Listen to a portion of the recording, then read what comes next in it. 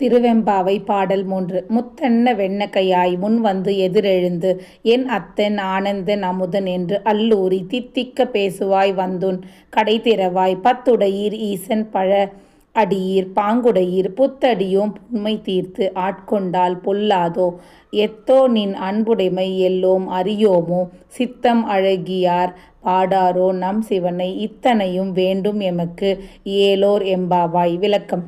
நமது வாழ்வில் ஒரு கரத்தில் பொறிப்புலன்களை ஏற்றுக்கொண்டு மறு கரத்தில் வாழ்வின் பெரும் நோக்கமாகிய நிலையான நிம்மதிக்காக சிந்தனையும் செயலுமாக வாழ வேண்டும் என்பதுதான் போதனையாகும். நம்முடைய அகம் ஆண்டவனுக்காகத்தான் என்பது தெளிவாக நம் முகத்திலும் தென்பட வேண்டும். புலன்களாகிய பரிசம், சுவை, நாற்றம், கேள்வி, பார்வை என்ற 5 கருவிகளாகிய வாய், கைகள், கால்கள், கழிவாய்கள், இனவிருத்தி கருவிகள் ஆகிய 5 மொத்தம் இந்த 10ஐயும் உங்களுடைய புலன் நுகர்ச்சிக்கு இரையாக பயன்படுத்தாதீர்கள் என்பது நமக்கு அறிவுரை.